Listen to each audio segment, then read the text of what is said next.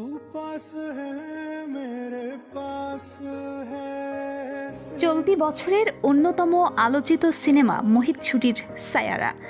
সাবার পর 2025 সালের দ্বিতীয় ব্যবসা সফল সিনেমা এটি। এক সিনেমা দিয়েই রাতারাতি তারকা খ্যাতি পেয়েছেন অভিনেত্রী অনিত পর্দা। ছবিতে দেখা যায় অনিত অভিনেত্রীর চরিত্রটির আলঝেইমারের কারণে অনেক কিছুই ভুলে যায়। এবার দ্য হলিউড রিপোর্টার ইন্ডিয়াকে দেওয়া সাক্ষাৎকারে অনিত জানালেন তার দাদারও আলঝেইমার রোগ ছিল।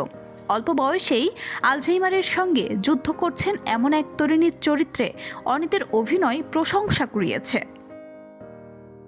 এই আলঝেইমার রোগের কারণেই গল্প তার জন্য খুবই ব্যক্তিগত। দ্য হলিউড রিপোর্টার ইন্ডিয়ার সঙ্গে এক আলাপে অনিত বলেন, আমার দাদা আলঝেইমারের রোগে ভুগছেন, এজন্যই ছবিটা আমার কাছে আরও আবেগঘন হয়ে ওঠে। এখন তিনি এমন অবস্থায় পৌঁছেছেন যেখানে বেশিরভাগ কিছু মনে রাখতে পারেন না। তিনি আমার নাম মনে রাখতে পারেন না। এই সাক্ষাৎকারে অনিত আরও বলেন, তিনি প্রথম ভাবছিলেন দাদা তাকে সাইয়ারাতে দেখলে চিনবেন না, কিন্তু দাদা যে তাকে চমকে দেবেন সেটা বুঝতে পারেননি।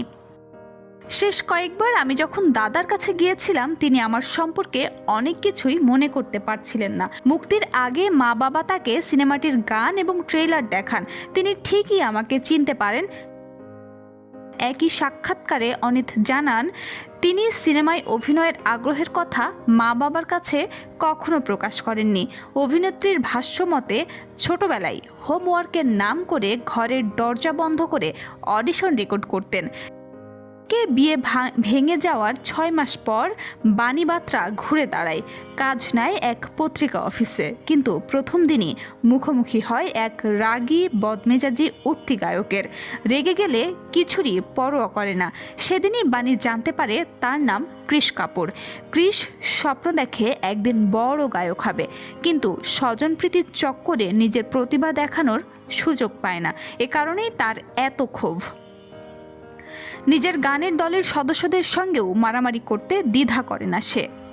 ভাগ্যের ফেরে বাণী আর কৃষ আবার এক হয়, তবে প্রয়োজনটা নেহাতি স্বার্থের।